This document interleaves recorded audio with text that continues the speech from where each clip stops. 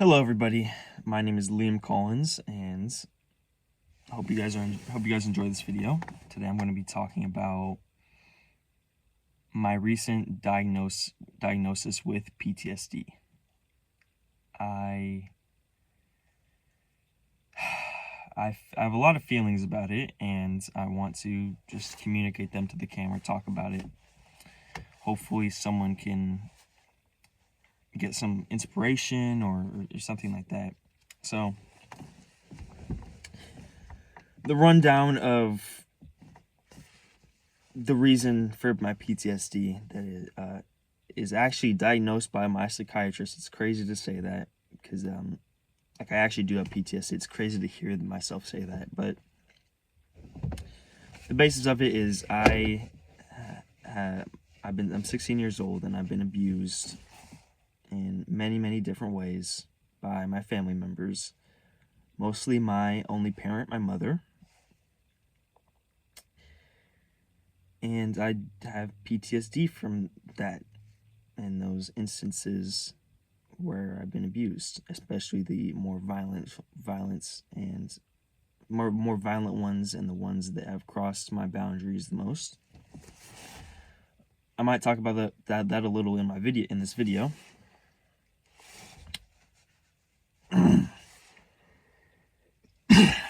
So,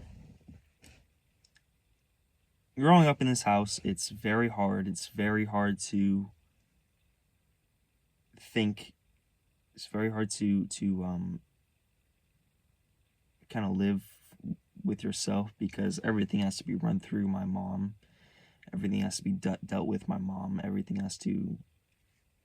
My mom is like the leader of this house, even though my grandparents and sister live here. She's the leader. She's the leader, but she's also the child at the same time. Nobody wants to get on her nerve. Everybody supports her. And growing up in this household has been extremely damaging for me. And it's caused me to develop PTSD, or I don't know, it's not necessarily like that. I've developed PTSD as a reaction towards all of this abuse that I've dealt with from my mother and other family members, ranging from physical, verbal, mental manipulation, possible sexual abuse, threats of sexual abuse, beatings, chokings, trying to kill me and my family members. My mom did that. So, it's caused me to have PTSD, and it's right now I'm just going to talk about how I'm dealing with it and how now that I know for sure, or it's basically confirmed that I have PTSD. My psychiatrist that I talked to on the phone diagnosed me. Basically, what happened was she didn't outright say like I diagnosed you with PTSD. However, she said something like you have PTSD, or I think you have PTSD, and she said she wanted to put me on a medication for it. Now I do take Adderall for my ADHD, which she also diagnosed me with. And Adderall helps me. It's she said Adderall is also can be a medication for PTSD, and she diagnosed me with ADHD maybe a year ago now. It's crazy to think that's a year ago, but I've been taking Adderall not every day. Like sometimes I go months without it, but I take it off and on when I and it's on a very low dose, 10 milligrams, instant release. So, and you're supposed to take it twice a day, but I only take it once a day. So it's not really, it's just something that when I have a goal or when I get very stressed out and very flooded and confused and like dull and brain fog and everything. Adderall, what it does is gets me to a point where I could focus more on my goals rather than overthinking all the possible aspects and all the possible details and what if this goes wrong, okay, I need to plan for that. It just makes me focus on what I should be doing. And it's not really like a mind-changing stimulant or mind-changing medication for the most part. I take Adderall. And she wanted to put me on a medication for PTSD. I'm not sure exactly. I don't remember what she said, but she wanted to put me on a medication for PTSD. I declined the medication because I know that my PTSD is environmental, and I know that it comes from the house I live in and the people I live with and the abuse I have from them, the abuse that they've caused me to, the abuse that they've done to me and my trauma from it. I know that it's not just something that I was born with or something. So, and although I do have, I do have PTSD or what I think could be PTSD attacks when I'm outside the house, it's never as bad as it is when I'm inside the house, when I hear something. And that's why I think I should focus on first getting out of this house and getting out of this environment and these abusers. And I should be, because my plan is to eventually live on my own, but I first need to live away from my parents. So I'm trying to live at friends' houses. Hopefully they say yes. I will live away from my parents pretty soon. Parent and family pretty soon. I'm going to make sure I do that because I'm determined. I will keep trying options. No one has said yes yet, but I'm determined and it will happen. So that's that. And since I don't know if this PTSD will last, like after I leave my parents, I don't know if it'll last. Like I know, like I stayed at my uncle's house, and I still definitely did have like PTSD trauma and attacks from, and like moments where I got rattled inside and got like shocked and jumped up a little bit. But I was only at my uncle Donnie's house for maybe a month, so I cannot really. I'm open to the medication if I still have strong PTSD attacks for like over a month when I live away from my parents. Well, actually, I don't know, because I have been considering taking it,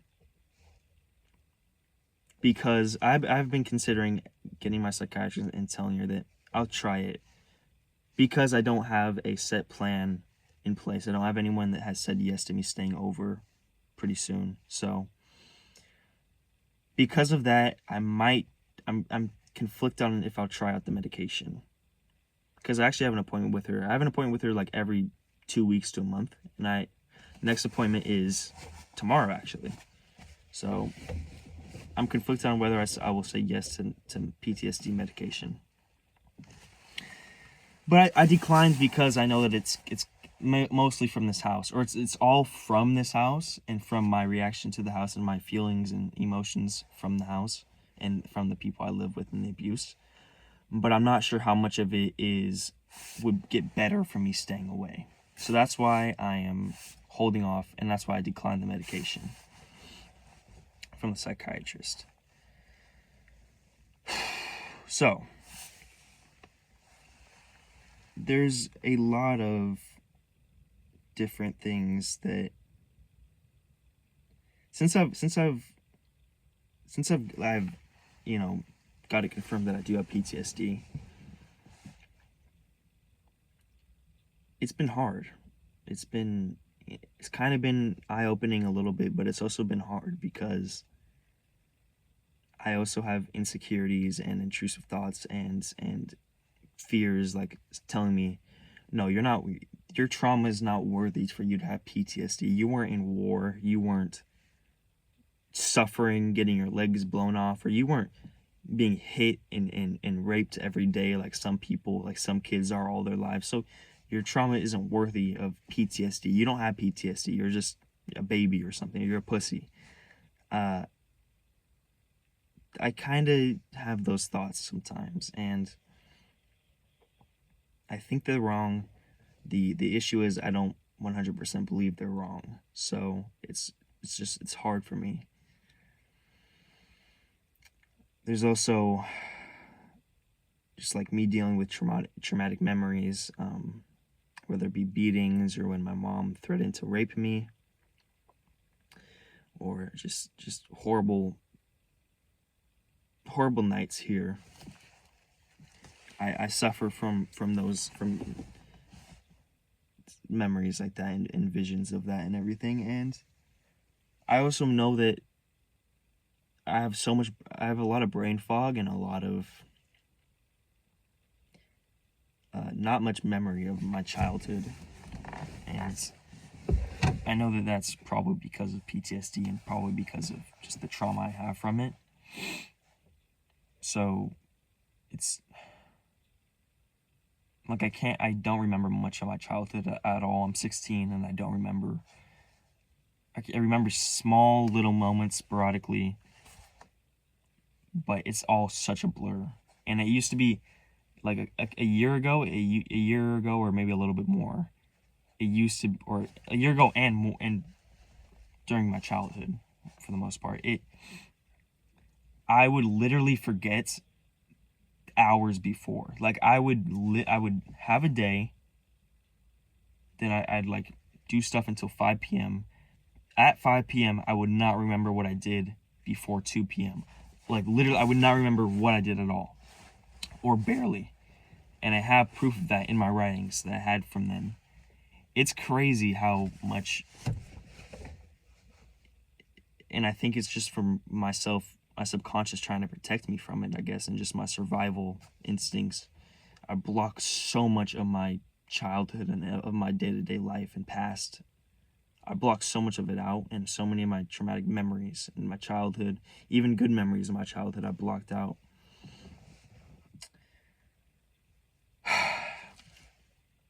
And I really want to have those memories back. So hopefully me working on my PTSD, me getting into a better environment will help with that. And it's just, I do have, and I also have bad social mental health as well, social anxiety, social stuff like that. Thinking like, oh, he thinks I'm stupid, or he thinks I have social anxiety. Oh, what do I do? Like that type of stuff. It's constant. A lot of the times it's very constant, and it's deafening, and it's horrible to live through a lot of the time. That's why I really want a space where I can have where I'm alone and there's little chance of my privacy and my boundaries being crossed. Hopefully I can have that when I live at my parent or my friend's parents' house, or when I live away on my own, especially. But right now in my point in my life, I don't really have that, and that's very it's very hard. I do have, okay, I'm going to talk about what causes my PTSD attacks and what my PTSD attacks are like. Because, and of course it's not like I have PTSD where it's like, it's not just like attack, like, it lingers hours and hours and even days maybe, or maybe longer than days after I've had an attack. I don't have panic attacks anymore, but I used to have extremely bad panic attacks. My vision would go dark, tunnel vision, I struggle to breathe. I don't have that anymore, but it's bad to the point where my house has been very hollow walls, and I sleep in my bedroom. It's so bad that when I hear in the bathroom, because my bedroom is like on the other wall of a bathroom, and my mom goes into that bathroom, and she likes to slam the toilet seat down as hard as she can for like attention or something. Whenever she slams the toilet seat down, I jump up a little bit, and I just get shocked, and I can't remember what I was thinking of. And I'm getting a little bit of it just even thinking about the sound and thinking about what happens. But here, let me drink some water.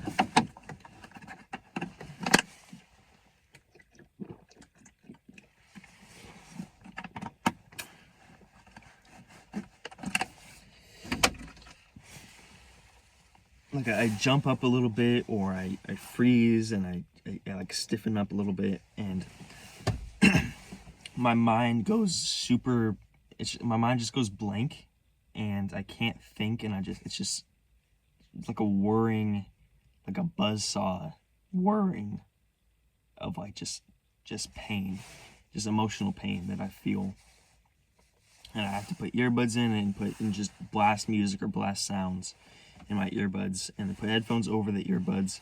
Still, like when my mom is yelling or something, or banging on my window or banging on my door or walls, being crazy, it still doesn't drown it out, just because of how loud she is and how loud the rest of the family is sometimes. But I have to just put the earbuds in, focus, just try to get a safe space. And sometimes it takes a while for me to get back to the normal or normal-ish mindset that isn't just like, I can't think. I literally, the ability to think goes away. It's just like this white, whirring, ecstatic-y pain that I feel. And it can even happen when, like, I hear a light switch. Like, literally, like my mom or somebody turns on a light switch in the bathroom, or closes the door in the bathroom. I get sent, every single time, I get sent into a little shock. And think of how many times people go to the bathroom in your house. That's how much it happens and how frequent it happens every single day of my life. That's why I'm trying to find a way to get out of my house. I'm trying to stay with friends' parents. Hopefully they can say yes, hopefully. And then I'm going to try to get emancipated. But even with little things like flicking lights, when they flick on light switches, I hear it from in my room. When the toilet seat down, I hear it from my room. Especially because screaming is so common in my house, especially for my mom and my grandparents. And even when my sister screams, she screams the loudest, but it's pretty rare. But my mom and my grandparents scream a lot of the time, especially my mom. Fucking loud, so loud, and so in such a, it's like a horrible voice. It's like a horrible, painful, hateful voice. Like that they scream like, and my mom screams like, and it's to the point where I'm convinced neighbors from 5 houses down could hear my mom. Like almost every single night she screams like that, and when she doesn't scream like that, she's still screaming, just to a less degree. And it fucks up my sleeping schedule, fucks up my things that I want to do, my routines. It's almost impossible, or I've never done it, but I'm not saying it's impossible, because I know there's always some way of doing things, because that's just the type of person I want to be, where I know there's always a way forward. But it's borderline impossible to have a schedule, to have a routine that you can follow, because it's just, at any point, those things can happen and you can have PTSD attacks. Even when you're sleeping, even when you have earbuds and headphones in, it's not enough. You could wake up at 3 a.m., 2 a.m., 1 a.m., multiple times a night because of it. So, because it can happen, it's so uncertain, and it could be from just screaming to banging to literally them trying to kill each other to them attacking me. Like, it can happen anytime, any fucking time. That's what makes it so uncertain. That's what makes a PTSD attack so bad, in my opinion. Just because of how uncertain it is and how violent it can suddenly become. So, that's why it's so hard. Like when I'm writing or working on something, I hear something or something happens, and I immediately stop writing because I can't write anymore. When I'm working, I stop working because I can't work anymore, or it's very hard. And that's why school and stuff is very hard for me, because I am so used to an environment which is so uncertain and so sporadic and so no consistency, that my schedule is the schedule that I've been living has been so up and down and in circles and everything, that it's very hard sometimes for me to just sit and get work done. Sit for like an hour or a long time and get work done, because I know that there will probably be something that will distract me and will send me into a PTSD shock and just rattle me, and then I won't be able to do it for the rest of the night, or at least a couple hours, or at least until I have like semi-safe space. I can be able to just lock in, just pull myself up on my bootstraps and just work, but it has to be something that I am genuinely extremely interested in. I think that will really help my life. Something like these YouTube videos are something that is kind of on that spectrum. School, especially because I don't like doing it, and I don't think school is helpful for me. It's very hard to do that. So that's why when I get into a better environment, I really do think it'll be helpful for me with that. And it's going to be hard as well, because I'm going to be moving from where it's all up and down to an environment where it's more stable. So it's in my experience, that has been hard for me, but I will get through it.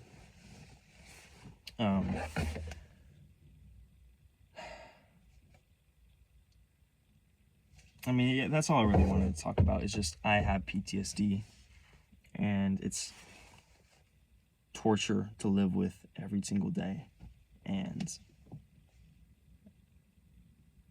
I'm just working every day to get, even with the PTSD and all my mental health problems and all of my stuff and all the abuse that is happening and all my trauma, I'm still working every single day to get out of this place and to get to a point where I can be happier and be more mental healthier, be more healthier mentally, I guess.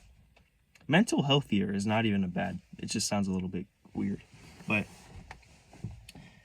I'm working every single day to accomplish this goal of being in a place where I can be healthy, accomplish my goals, be a happy person, be a fulfilled person with purpose, because I am that type of person that I will have a purpose, and I do have a purpose, and I do have meaning. I know meaning.